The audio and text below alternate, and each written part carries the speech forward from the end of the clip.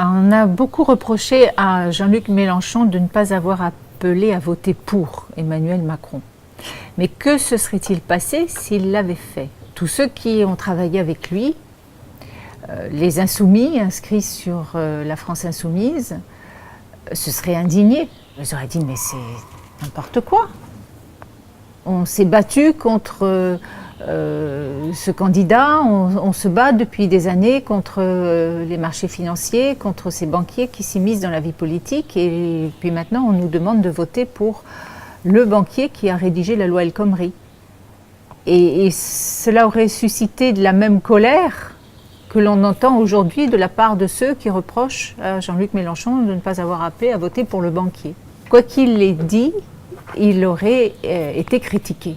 Moi, je voudrais appeler les personnes qui sont perplexes à aller consulter le site de la France Insoumise. On pouvait y voir qu'il y avait soit le choix s'abstenir, soit voter blanc, soit voter Emmanuel Macron. Cela n'a aucun sens de reprocher à Jean-Luc Mélenchon de ne pas lutter contre le Front National, alors que c'est lui-même qui a gagné le droit d'attribuer le qualificatif de fasciste à Marine Le Pen et au Front National. Partant de là, Jean-Luc Mélenchon ne pouvait pas appeler à voter pour ceux-là même qui ont contribué à faire monter ce parti fasciste, Front National, dans les résultats des élections, année après année, jusqu'à aboutir à ce second tour de l'élection présidentielle, Macron-Le Pen.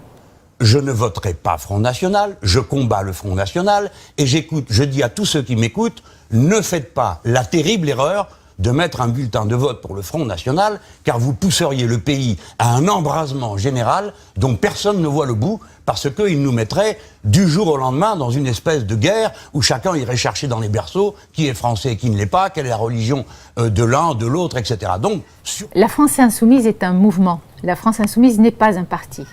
C'est un mouvement qui fédère des personnes d'horizons différents et qui se réunissent autour d'un seul objectif, c'est le programme.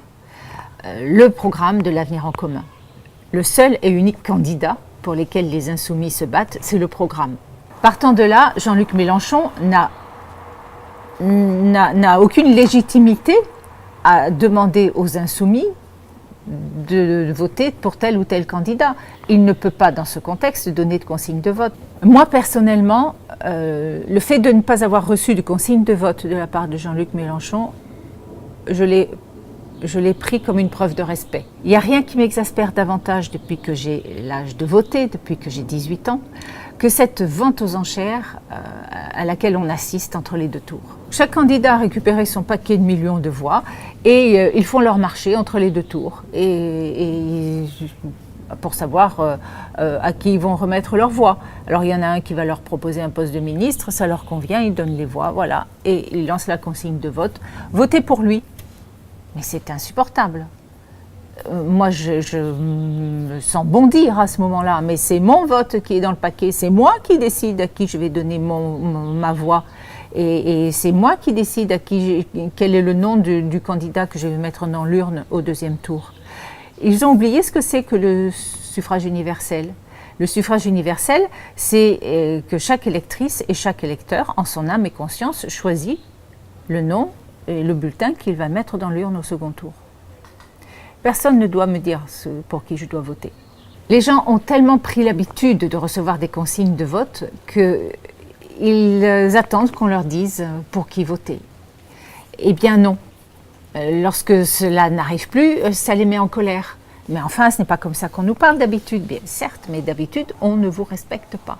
Et Jean-Luc Mélenchon, lui, n'a pas oublié que les électrices et les électeurs sont des adultes libres et responsables. Et il nous traite en adultes libres et responsables. Il ne nous infantilise pas. Vous n'avez pas besoin de moi pour savoir ce que vous avez à faire. Vous n'avez pas besoin de moi. Je ne suis pas un gourou. Je ne suis pas un guide. Je suis un responsable politique qui essaye d'éclairer le chemin et de porter la parole des autres.